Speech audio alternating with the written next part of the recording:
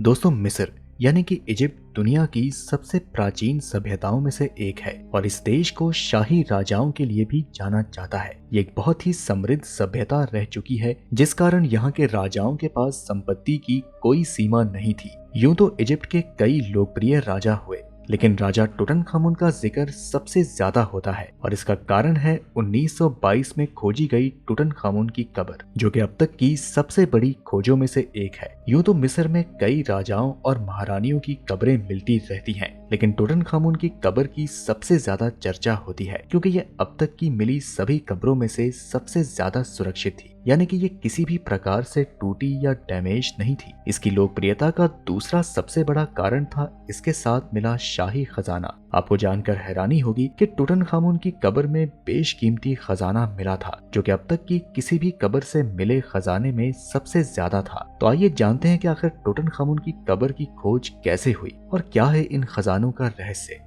दोस्तों, टुटनखामुन मिस्र के 18वें राजवंश के राजा थे और आपको जानकर हैरानी होगी कि उन्होंने मात्र 9 साल की उम्र में ही मिस्र के महाराज की पदवी संभाल ली। अब जितनी छोटी उम्र में वो महाराज बने थे, उतनी ही छोटी उम्र में उनकी मौत भी हो गई। जब उनकी मौत हुई तो उस समय उनकी उम्र मात्र 18 या 19 साल रही थी। इतनी कम उम्र में राजा और शासक बनने के कारण वो बॉय किंग के नाम से भी जाने जाते थे, लेकिन छोटे शासनकाल और कम उम्र की वजह से वो इतने लोकप्रिय नहीं हो सके जितना कि मिस्र के बाकी के राजा। लेकिन जब उनकी कब्र की खोज हुई तो उसमें मिले खजाने इतने हैरान कर देने वाले थे कि टुटनखामुन पूरी दुनिया में मशहूर हो गए। असल में लगभग 3000 साल बाद 1922 में ब्रिटिश आर्कियोलॉजिस्ट और इजिप्शियोलॉजिस्ट हॉवर्ड कार्टर ने आधुनिक इतिहास की सबसे बड़ी खोज की और वो थी टुटनखामुन की कब्र। ये कब्र बहुत ही ज्यादा नीचे थी और काफी मलबे में दबी हुई थी और शायद यही कारण था कि इसमें मौजूद खजाने को कोई नहीं लूट पाया। हॉवर्ड और उनकी टीम को भी उनकी कब्र को खोजने में लगभग 5 साल लग गए, लेकिन आखिर इस कब्र में कौन कौन सी ऐसी नायाब चीजें मौजूद थी, आइए विस्तार से जानते हैं। लेकिन इससे पहले हम आपको बता दें कि इस खोज में 5000 से भी ज्यादा नायाब और बेशकीमती वस्तुएं मिली थी। अब 5000 वस्तुओं को बताना तो मुश्किल है, इसलिए हम आपको इस वीडियो में कुछ बहुत ही खास और बहुमूल्य वस्तुओं के बारे में बताने वाले हैं। टुटनखामुन का मास्क मिले हुए खजाने की सबसे ज्यादा बहुमूल्य वस्तुओं में से एक था और इसे कब्र के अंदर मिली मम्मी के सिर पर पहनाया गया था। ऐसा माना जाता है कि इस मास्क को राजा टुटनखामुन अपने जीवन काल में पहना करते थे और इसी वजह से इसे उनकी मम्मी को भी पहनाया गया था। उच्चतम क्वालिटी के प्योर गोल्ड के साथ इस मास्क में नायाब पत्थरों और रत्नों का भी इस्तेमाल किया गया। इसके साथ ही इसमें जो कलाकारी की गई वो अपने आप में अतुलनीय थी। ये मास्क इस खोज की सबसे बहुमूल्य वस्तुओं में से एक थी, जिसे मिस्र के इतिहास का सबसे सुंदर मास्क भी कहा जाता है। राजाओं के पास एक से एक नायाब वस्तुएं होती थी और ऐसी ही एक बेशकीमती वस्तु टुटनखामुन की मम्मी से मिली। जब उस मम्मी को खोला गया तो उसमें से 2 छुरियां मिली, जिसमें से एक मेटेओर से निकाले हुए लोहे की बनी हुई थी और हमें यकीन है कि इस तरह के लोहे से बनी हुई कोई भी वस्तु आपने नहीं देखी होगी और ना ही आपको देखने को मिलेगी, इसलिए इसे एक बहुमूल्य वस्तु का दर्जा दिया गया, जो कि अपने आप में एक आश्चर्य है।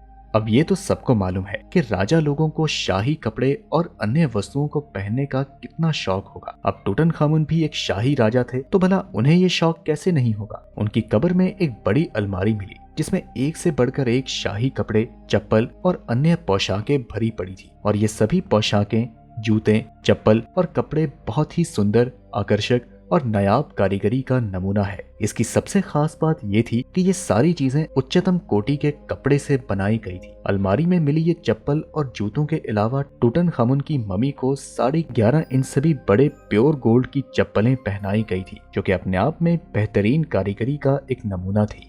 सिंहासन के बिना राजा अधूरा है, या यूं कहें कि सिंहासन ही दरबार में राजा की पहचान है। टुटनखामुन की कब्र में 2 शाही सिंहासन मिले हैं, जिनमें से एक अनोखी लकड़ी का है तो वहीं दूसरा सोने और चांदी का। लकड़ी का सिंहासन इबोनी प्रजाति की लकड़ी से बना है और ये लकड़ी ना तो पानी में तैरती है और ना ही खराब होती है। सबसे हैरानी की बात यह है कि जब इसे घिसा जाता है तो ये शीशे की तरह चमकती है। अब अगर हम बात करें सोने के सिंहासन की तो ये और भी ज्यादा आकर्षक और खूबसूरत है। इसमें कई प्रकार के पत्थर, सोना और चांदी समेत अन्य धातुओं का उपयोग किया गया है और जगह जगह पर कला का प्रदर्शन किया गया है। इस सिंहासन में राजा और रानी की तस्वीर भी है और पूरे सिंहासन को बेहद रंगीन और शाही अंदाज में बनाया गया है।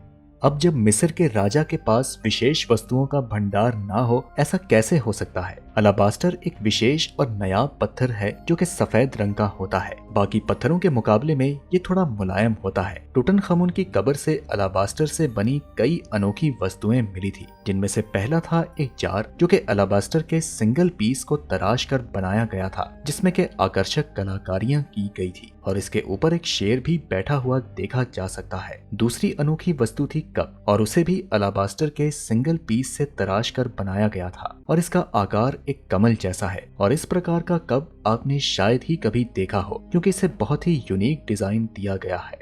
दोस्तों, सिंहासन की तरह रथ भी राजा और शाही लोगों की पहचान होती है। जैसे सिंहासन दरबार में राजा की शोभा को बढ़ाता है, ठीक वैसे ही रथ युद्ध के मैदान में राजा की शोभा को बढ़ाता है। टूटनखामुन की कब्र में कुल 6 रथ मिले थे और हर एक रथ पूरी तरह से अलग और विशेष था। इन सभी रथों को सोने और लकड़ी से बनाया गया था, जिसमें एक विशेष पेंटिंग और कलाकारी भी की गई थी। इसके साथ इन रथों में मिस्र की विशेष भाषा जिसे हिएरोग्लिफिक्स कहते हैं, उसमें काफी कुछ लिखा हुआ था और सभी रथों पर एक विशेष बाज बना हुआ है जिसे मिस्र में सूरज का भगवान कहा जाता है। जैसे कि राजाओं के आराम और सुख का विशेष ध्यान रखा जाता है, यही कारण है कि उनके लिए सबसे ज्यादा उम्दा बिस्तर का भी इंतजाम होता था। टूटनखामुन की कब्र में से 2 सोने के बेड मिले थे जो कि काफी लंबे हैं और उनके दोनों तरफ गायें बनी हुई है। इन बेड्स को विशेष प्रकार की लकड़ी से बनाया गया है जिस पर प्योर गोल्ड की मोटी परत चढ़ाई गई है। गाय को प्राचीन मिस्र में एक देवी के समान माना जाता था, जिसे प्यार और फर्टिलिटी यानी काम वासना की देवी माना जाता था। अब इसमें कोई नई बात नहीं कि मिस्र के राजाओं को सोने के ताबूत में दफनाया जाता होगा, तो फिर टूटनखामुन के शव को भी सोने के ताबूत में दफनाया गया था। लेकिन ये ताबूत 110 किलो से भी ज्यादा प्योर गोल्ड से बना था और आपको बता दें कि सिर्फ इसी ताबूत की कीमत 6.5 मिलियन अमेरिकी डॉलर से भी ज्यादा है। वहीं आपको बताते चले कि टूटनखामुन की मम्मी को 3 ताबूतों में रखा गया था, जिसमें कि बाकी के 2 भी काफी भारी थे और उन पर प्योर गोल्ड की मोटी परत थी। इसके अलावा टूटनखामुन की कब्र की दीवारों में कई सारी पेंटिंग्स भी मिली थी, जिन्हें इतनी खूबसूरती से बनाया गया है कि देखने में वो बिल्कुल रियल नजर आती हैं। हर पेंटिंग में टूटनखामुन को देखा जा सकता है, जिसमें कभी वो भगवान के साथ हैं तो कभी अपनी पत्नी के साथ। ये तो सिर्फ कुछ ही बातें थी, क्योंकि जैसा कि हमने आपको बताया कि टूटनखामुन की कब्र में से 5000 से भी ज्यादा नायाब और बहुमूल्य वस्तुएं मिली थी। कब्र में अनेक बक्से मिले थे जिसमें अलग अलग आभूषण भरे हुए थे और आपको जानकर हैरानी होगी कि इन खजानों में से कई ऐसी वस्तुएं, पेंटिंग्स, कलाकारी और एरोग्लाइफ्स में लिखी चीजें थी जिस पर आज भी रिसर्च जारी है और एक्सपर्ट्स उसे डीकोड करने की कोशिश कर रहे हैं। इन सभी संदिग्ध वस्तुओं में बोर्ड गेम सबसे ज्यादा चर्चा का विषय बना था, क्योंकि टूटनखामुन की कब्र में से एक नहीं बल्कि कई बोर्ड गेम्स मिले थे और जिन्हें कैसे खेला जाता है ये आज तक पता नहीं चल सका है। खैर, आइए अब हम जानते हैं कि टूटनखामुन की कब्र में से जो खजाना मिला था आखिर उसकी कीमत क्या है। यूं तो इन ऐतिहासिक वस्तुओं की कीमत बहुत ज्यादा होती है और इस वजह से इन सबको मिस्र के एक म्यूजियम में रखा गया है। आपको बता दें कि जो मम्मी मिली है सिर्फ उसकी कीमत का ही अंदाजा लगाना मुश्किल है, लेकिन लॉर्ड कार्नारवन के मुताबिक उस समय पूरे खजाने की कीमत 15 मिलियन डॉलर थी, जो कि आज के समय में 1 बिलियन डॉलर से भी ज्यादा है। बेशक बहुत कम लोग टूटनखामुन को एक शासक के रूप में जानते होंगे, लेकिन उनकी कब्र की खोज के बाद पूरी दुनिया में वो फेमस हो चुके हैं। इस खोज के बाद हजारों आर्टिकल्स छपे, कई रिपोर्ट्स और डॉक्यूमेंट्री बनाई गई और आज भी लाखों लोग टूटनखामुन के खजाने को देखने के लिए मिस्र के म्यूजियम में जाते हैं। बाकी हमारी आज की इस वीडियो में इतना ही। अगर आप भी टूटनखामुन की मम्मी और इसके खजानों के बारे में कुछ और जानते हैं तो हमें कमेंट के माध्यम से जरूर बताएं। हम मिलते हैं आपसे अगली वीडियो में, तब तक के लिए नमस्कार।